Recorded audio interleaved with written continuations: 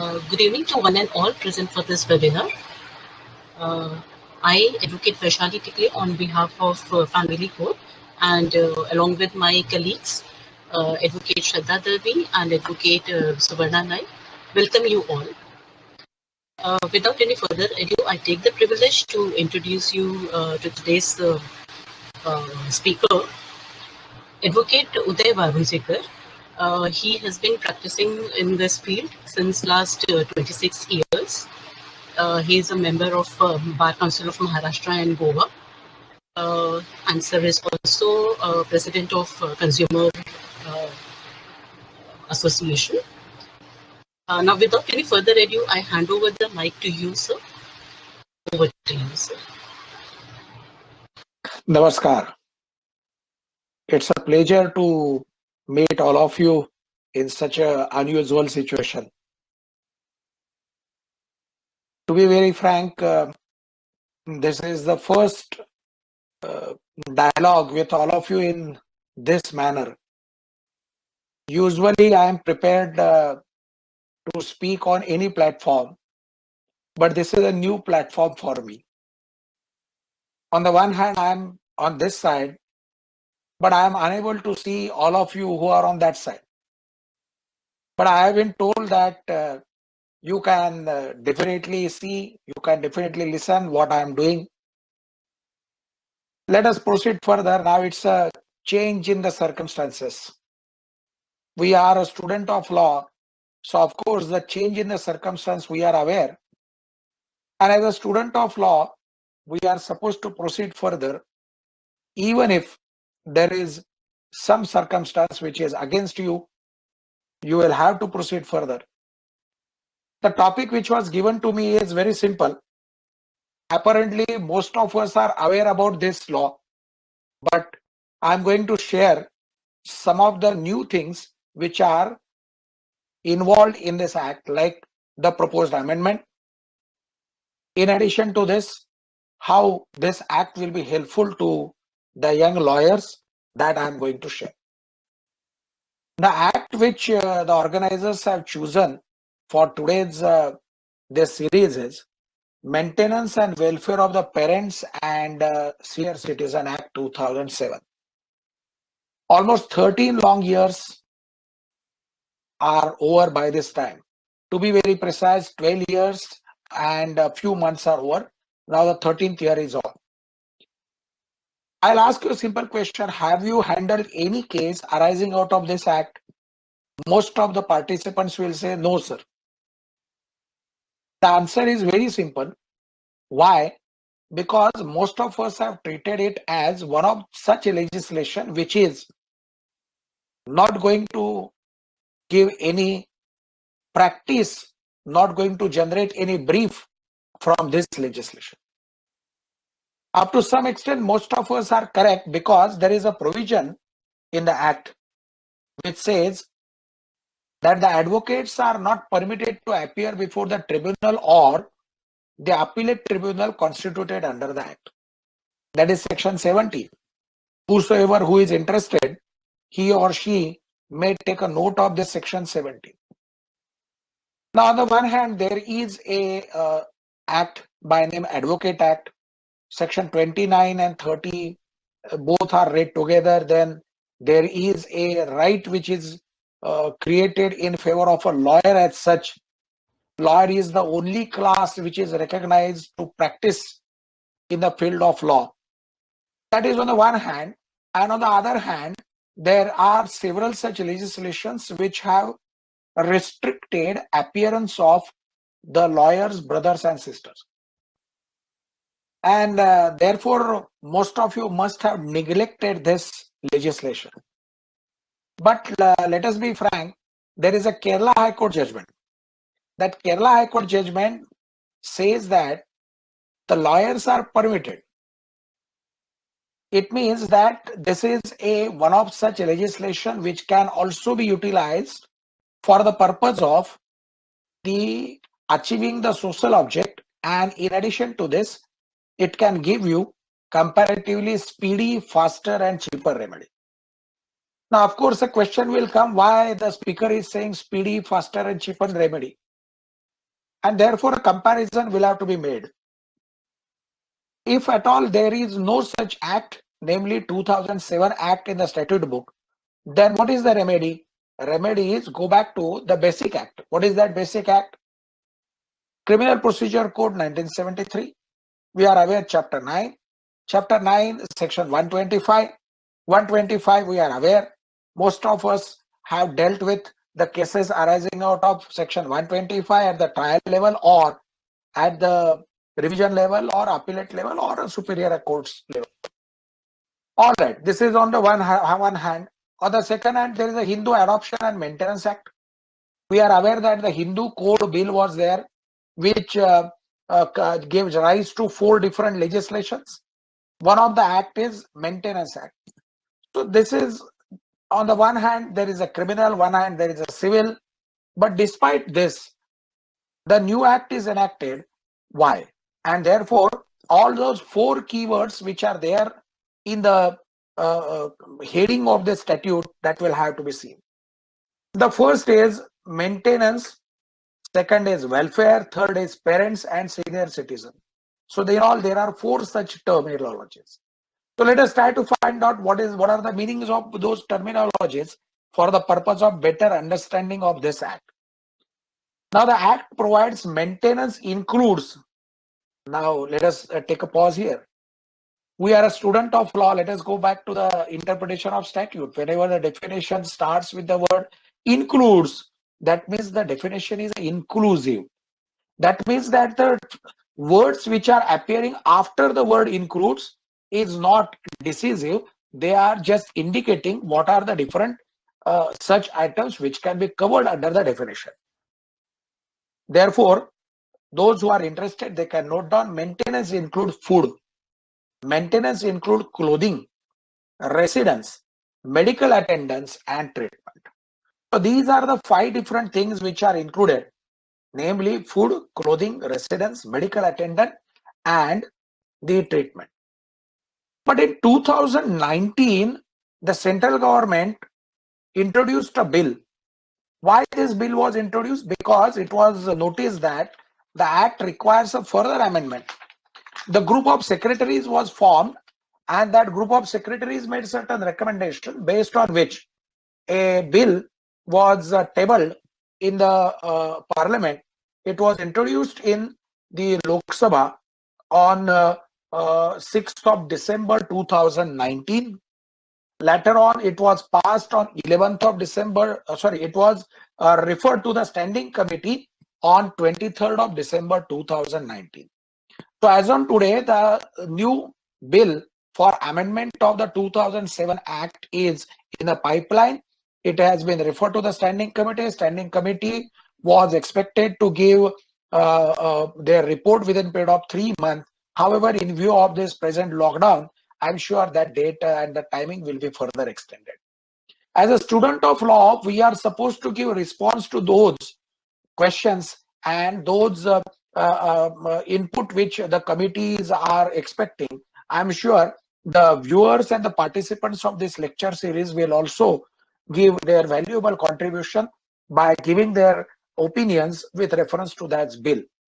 Now, the proposed bill says that in the term maintenance, health care will have to be added. We have seen that was about the medical attendance. Medical attendance is different than the health care. It also says that the safety and security should also be included in the terminology of maintenance, and such things to live life with dignity, that is also sought to be added by virtue of the proposed amendment which is suggested in the year 2019. So this was about the first terminology, namely the maintenance. Now the second terminology is welfare. Of course, you are going to ask, what are you asking, sir? Welfare means we know everything. It's we are the advocates, but the law contemplates that welfare is having a different terminology, different meaning. Welfare contemplate that the food, healthcare, recreation center, and other amenities. Now just see different terminologies which are provided. Other amenities will have to be interpreted in the same manner in which the earlier words are there. So recreation center is also a welfare.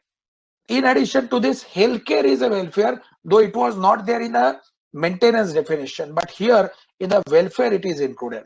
The food is also included in the terminology of a welfare. Now the third terminology comes, that is with reference to the parents. And of course, section 2D contemplate that the parent means either father or mother.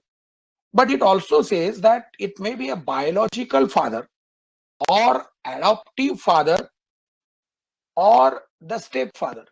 Equally, this applies to mother also, namely biological mother, namely biological adoptive or stepmother. So these are the different categories which are included in the definition. So therefore, we can go to the fourth one, namely the senior citizen. And the question arises that who can be called as a senior citizen, because there are different yardsticks. If you go by railway, then the age criteria is different. If you go by air, then the age criteria is again different. So therefore, there are different yardsticks, and therefore there was a need for uniformation of the age, or let there be uniformity of age for the purpose of deriving certain benefit. So now the act provides that the age of 60 years is treated as an age, and after completion of 60, you can be called as a senior citizen. Now, therefore, question arises, what is the actual strength of those persons for whom this act is enacted? We all are students of law. So therefore, we will go by the statistics. 2001 census, which was done, that contemplates that around 8 crore was the population which was available at that point of time. Sorry, it is more specific. 7.2 crore was the population which was available, which can be termed as a proposed beneficiary of such a legislation. It was coming to around 8% in the year 2001 census. Now you will say that, sir, 2011 census report is also available online. You are right. Therefore, 2011 census contemplates that 1 crore and 4 lakh is the figure which is which can be called as the proposed beneficiary of this act. So 2011 census is there. But to be very frank, according to me, this statistic is on the lower side. Why? Because there is a usual tendency to hide the actual age. Most of the time, we have seen that in the Mufficil area or the rural area, there is a tendency to hide the age, more particularly with reference to the female members of the society. So as a result of that, this percentage and this figure which is there in the census, according to me, the actual figures may be more than that. It is possible, but let us take it this as the 10 crore figure as a figure which is as per the 2011 census. It is expected that by 2025, it will be around 18% of the population. So far as the world figures are concerned, again, there are different figures which are coming, but by 2050, namely 2050, this figure will be substantial and it will be around 30 crore. That is an estimated figure. Now, therefore, a question comes that as a student of law, what is the opportunity for us? Opportunity is this, that for large number of persons, there will be a generation of such cases which are likely to happen in future with reference to the Senior Citizen Act and the Parents Act. Now, let me take all of you back to the legislative history, because whenever we are dealing with a new act, of course, we will have to find out the policies which were in existence at that point of time and what was the prevailing situation at that point of time. Accordingly, you will find there was a policy decision in the year 1999 by the central government, namely the National Policy for Older Person. This was one of such decision which was policy decision introduced by the government. In addition to this, so far as the UNESCO is concerned, now we are aware about UNESCO. All my friends who are on that side, they have seen the CST building has been certified as a heritage building by UNESCO. This UNESCO has quantified that in 2050, it is going to be 2 billion person. That is that estimate which is available online. You can check about the state online proposal also. They said online figures also. Now, in this circumstances, let us go back to the basic statute and find out what is that scheme which is provided for maintenance and welfare. Now, the question comes that who will apply? Namely, the person who is a victim, or namely a person who is a needy, he can apply. There is no difficulty about that. Or if he is unable to come, then the association or the person who is authorized can approach. Now, here there is a scope for all of us. Namely, if an advocate is not permitted, but a authorized person is permitted, so therefore advocate can also become an authorized representative of that person. In addition to this, that if there is a society which is registered under the Societies Registration Act, then that society can also become an applicant.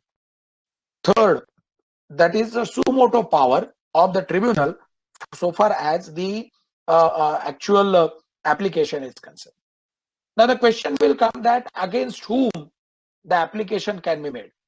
The application can be made against the person, namely against the children. Now, so far as the children is concerned, children is also defined as children includes son or daughter. Now, some of you may raise a question that why daughter? But there is a consistent stand and a consistent different legislations which are in the field, which are giving rights to daughters equivalent to the son. So therefore now, so far as this act is concerned, it includes son or daughter. It also includes grandson and granddaughter. It also includes the, but it does not include the minor. So therefore, this is an inclusive definition which says that the children is supposed to be a opposite party. Now, if there are more than one children, then of course you can the person can join one or more persons as a opposite party.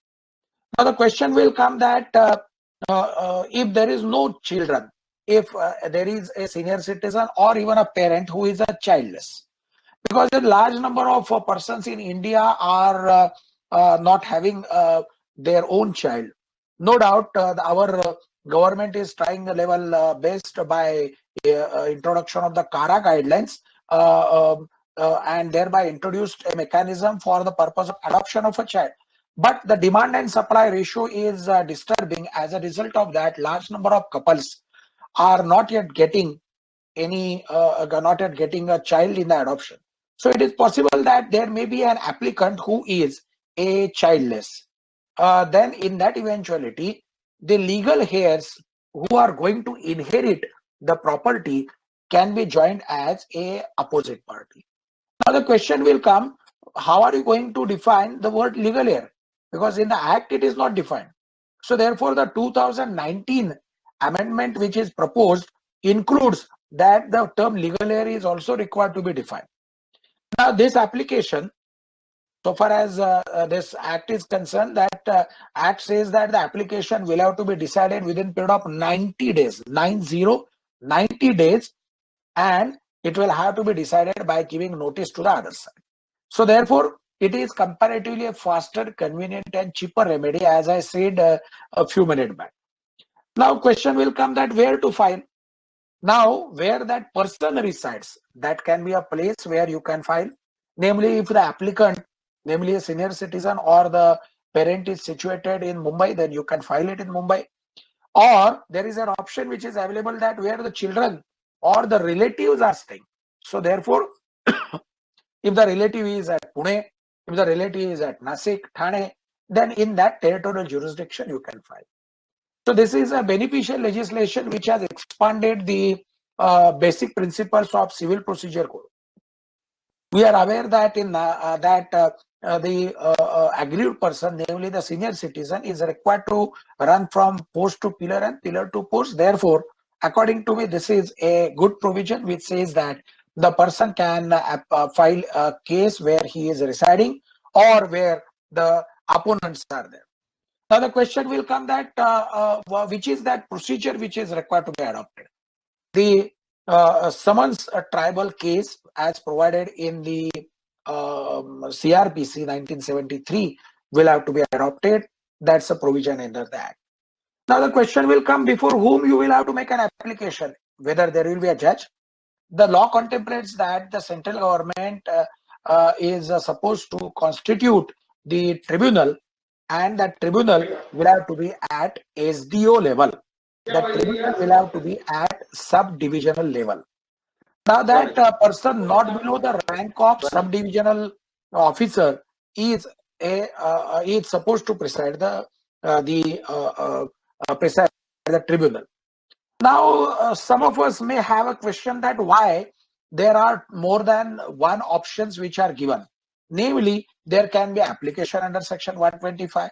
There can be application under the Hindu Adoption and Maintenance Act. And why this option is there? And if somebody goes and tries both the remedies, then what is the option? So therefore, the Act is more specific about this. The Act contemplates that you cannot apply under both remedies, namely this act and the earlier existing remedies. This this is the provision which may require a further amendment perhaps, because if we go to the other welfare legislation, you will find that there are different remedies which are available, but the law contemplates that the maintenance amount awarded under that act will have to be taken into consideration so far as the another act is concerned. The fact remains that this is also an issue where some debate will be required. Now, what is the amount which can be awarded? The amount will be amount of rupees 10,000 per month. Now, the new act which is sought to be introduced, namely the bill is concerned, that bill proposes that cap of rupees 10,000 should be removed. Now, the proposed amendment says that it should be after considering the standard of living and earnings of the parent and senior citizen. It also says that the proposal says that to consider the earning of the children. Now, the cap which was there is sought to be removed. Now, let us compare this with the CRPC. CRPC, we are aware that there was a cap of rupees 500, which was later on removed, and by virtue of the various judicial pronouncement that the law is well settled, how it is required to be interpreted. Now, the new amendment, if comes, namely 2019 bill, if approved, then that directly says that the amount will be after considering the standard of living and the earning of the parent and the senior citizen. Now, of course, then it will have to be a evidence which will have to be brought by both the parties to find point out what is the standard of living and the earning of the parent or the senior citizen, and the earning of the children will have to be considered. Now, strictly speaking, therefore, now if the proposed amendment is going to change the earlier set format, then of course the more judicial discretion will be available to the presiding officer, namely the subdivisional officer, and perhaps in the future it is possible that that these tribunals can also be brought under the umbrella of the Honorable High Court, and the judicial officers may also be appointed.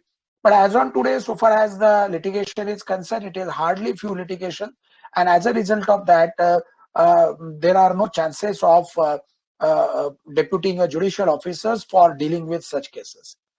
Now, so far as the proposed amendment is concerned, it also says that the time to comply which is given under the present act is 30 days, that is required to be reduced to 15 days.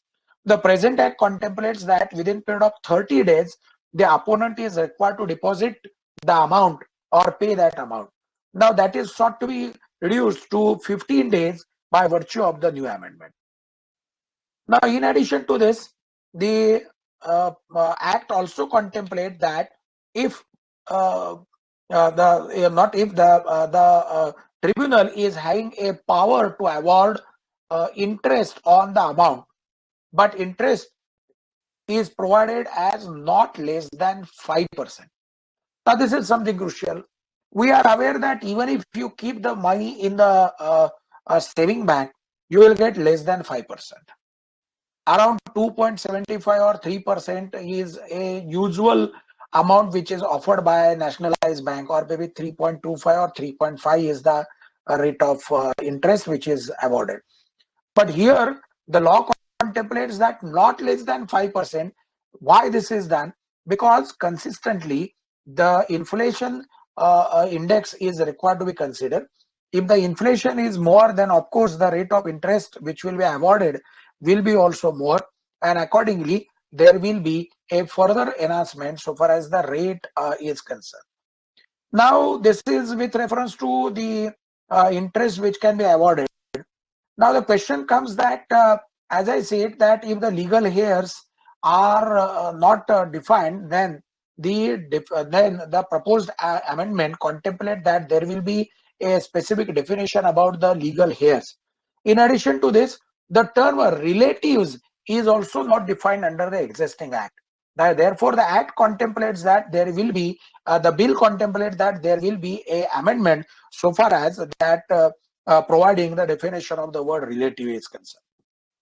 Now, the act also contemplates that there is a remedy by way of an appeal. The appeal can be preferred to the appellate tribunal, which will be presided by the district magistrate. Now, here I find that there is some lacuna, because the sub-regional officer or the district magistrate are supposed to enforce the different legislation, and few days back I prepared a list which was running into around 85 different legislations under which the district magistrate is supposed to be a authority to enforce those laws. So as a result of that, he is not a person who is having sufficient time for adjudication work, and therefore there is a possibility that a district magistrate may not be in position to give sufficient time for disposal of such cases. Then it is possible that there may be a proposed amendment which can be made in the future for delegation of his powers. So therefore, as on today, district magistrate is an appellate authority and subdivisional officer is a tribunal which is at a lowest level. Now this contemplates that the appeal can be preferred within period of 60 days, 60. However, there is a provision to condone the delay. We have come across several legislation where there are no provisions for condonation of delay. But this is a legislation which says that there is a power to condone the delay. This also contemplates that, as I said, that the advocates are not permitted, but there is a provision for appointment of a maintenance officer who can represent the parents before the tribunal. Now, who can be this maintenance officer? The act contemplates that district social welfare officer can be a maintenance officer. Now let us understand very practically, so far as the framework of the state of Maharashtra is concerned.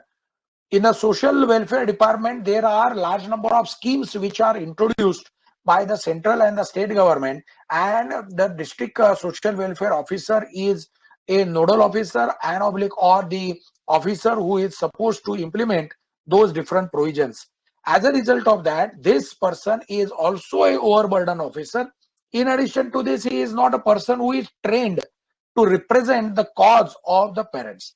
Let us ask a simple question, whether the state of Maharashtra or any state in the country has introduced any such program for sensitization or training of the district social welfare officer so far as the representation of the senior citizen or parents before the tribunal is concerned. The answer must be in the negative. So in nutshell, we can say that the person, namely the district social welfare officer, cannot be compared with the advocate, and as a result of that, according to me, this is also a provision which requires a further amendment. Now, the proposed amendment contemplates that the maintenance officer is also supposed to act as a licensing officer for parents and the senior citizen. This is something new concept which is sought to be introduced by virtue of the bill of 2019.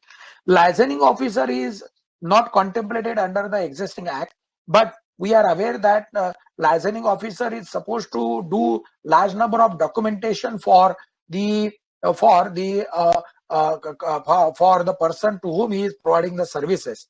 So in addition to this, this is a new angle which is given to the duty of the maintenance officer. In the proposed bill, it is also provided that he is supposed to ensure compliance of the order, because the central government realized that the district magistrate is not in position to enforce the order. As a result of that, now the power is given to the maintenance officer to ensure compliance. The question is going to come that if somebody says that, sorry, I am not going to implement this order, then what is the remedy? Remedy is that person can be penalized, person can be sent to jail, and this is the only remedy which is available. So therefore, according to me, the senior citizen or the parents may not be interested in sending the opponent behind bar. They are more interested in getting the order executed and to get the sufficient protection. Now, this is essentially with reference to the existing act about the maintenance. Now, the proposed bill contemplate that there should be a separate police, special police unit, which should be headed by the Deputy Superintendent of Police in the district level. So this is a new provision which is sought to be made. In addition to this, says that let there in every police station let there be a officer not below the rank of assistant sub inspector in the every police station who will be in charge of such a situation. Because central government is contemplating that by this time the number of persons might have gone around 12 crore or 13 crore or 15 crore senior citizens are there. So therefore, to protect their rights, let there be a assistant sub inspector or the person above the rank of that person, that cadre, he can be appointed as a person. Now, this is essentially about the maintenance. The act also contemplates that there will be a establishment of old age home. Now, this is one of the important act which is covering the establishment of old age home. Now, something interesting. Around 20 years back, the state government introduced a scheme in the name of a Matoshri Vruddhashram scheme. But thereafter, most of the governments which came thereafter, they have not taken much interest in establishment of the old age homes. So therefore, there is a shortage of the old age home as on today. And therefore, according to me, this is one of the such good measure which is in the act. But unfortunately, most of the old age homes are following the old regime. They are not coming under the new act, and as a result of that, there is acute shortage of the old age home. The act also contemplates that there is a separate chapter for providing the medical care to the senior citizen. So far as this medical care is concerned, the act also, now the bill says that the private organization can also provide the health care. That is also one of the proposed amendment which is sought to be made. Now, the persons having disability is also increasing rapidly in India, and we are aware that in 2016 the new act came to be introduced, by virtue of which around 5% reservation is also provided, because the number of disabled is increasing. Earlier it was 3% reservation. So the new bill, so far as the Senior Citizen and the Parents Act is concerned, the new bill contemplates that for senior citizens who are disabled, there should be a separate provision of the medical care, health care, which will have to be provided. So therefore, there is again a medical support provision and the medical care provision which is made in the existing act. The act also contemplates that if there is a transfer of the property which is made by the senior citizen for the consideration of maintaining that senior citizen, then that all those transfers are declared as void. Now, this is something interesting. On the one hand, we are aware that there will be a sale or a gift of the property in the within the framework of the Transfer Property Act. Now, this act, more particularly section 23, contemplates that all those transfers will be void if a person is not maintained or looked after thereafter, after execution of the deed. There are a large number of cases which are coming to all of us, saying that, complaining that there is a surrender deed namely a relinquishment deed has been executed under the guise that the person will be protected, but there is no such protection which is offered after execution of a deed. There are cases which are coming to advocates that, sir, gift deed was executed under the guise that I will be looked after till my last breath. However, the person who are the beneficiary, they are not looking after. So section 23 contemplates that such a transfer shall be void. Now the question will come whether this act will override the provisions of transfer of property or not. Now this being a latest legislation, whether this will override, that's one of the questions.